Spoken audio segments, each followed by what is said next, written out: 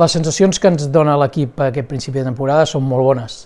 De tota manera, també hem après al llarg d'aquests anys de que per nosaltres no ens marquem uns objectius de títols, de guanyar aquest títol, de guanyar l'altre títol, sinó que entenem, després de passar el que hem passat en aquest club durant tants anys, d'haver superat una crisi com la que hem superat, doncs és que els objectius són seguir augmentant la base, la massa social segueixi creixent, seguir generant il·lusió, i aquest és el nostre objectiu. Els títols després venen per si sol. Però vaja, no podem enganyar, doncs que no podem dir que no estem il·lusionats, perquè és una temporada il·lusionant. L'equip hi ha un feeling, i ho veus amb el dia a dia, increïble, que això és una peça bàsica, un ingredient bàsic perquè l'equip pugui arribar al final amb les millors sensacions, i estem molt esperançats, sí. Bé, l'Eurolliga ens ha suposat un pas més per al club. Ens suposa portar grans jugadores, grans equips a Fontejau.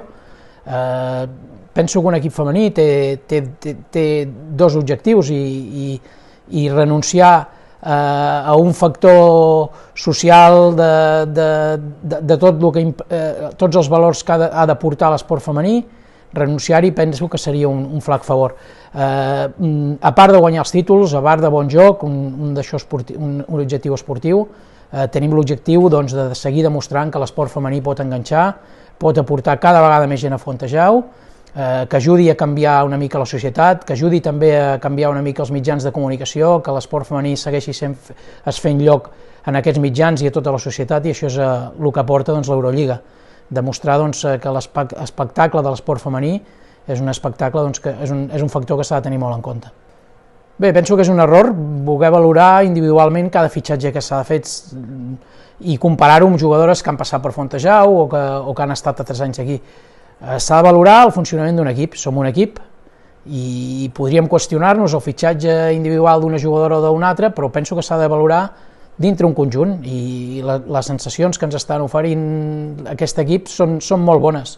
Valorar si Mendy està més encertada o menys encertada, si l'ONU és un cert o no, valorem-ho dintre el context de l'equip, i penso que és el que hem de fer. Si ningú ens garanteix que si portéssim les millors jugadores que han passat per Fontejau els darrers 10 anys, faríem millor equip que el que tenim ara, en quant a resultats i sensacions. Per tant, és el que tenim, i ens estan oferint molt bones sensacions. Ni Sonja Petrovic ni Noemí Jordana, vull dir, el creixement ha sigut sense parar-nos a pensar i sense simple ambició màxima de sempre voler fer un pas més, però és clar que no ho pensàvem. Jo Sonja Petrovic la conec, no sé, deu fer 14 anys amb un europeu a Novi Sad quan ell era júnior, que guanyen en aquell europeu allà. Seguint a Marta Xargay, vaig anar a Novi Sad a veure aquest europeu júnior, i ella queda campiona d'Europa i MVP d'aquella competició, i allà descobreixo Sonja Petrovic i ja la gran jugadora que era. Per suposat que no pensava mai portar Sonja. Bé, es cuina primer de tot hi ha d'haver una mica de sort, la sort influeix. La segona, la credibilitat que tenim com a club, que quan truques dient que ets d'Uni Girona, com a mínim t'escolten.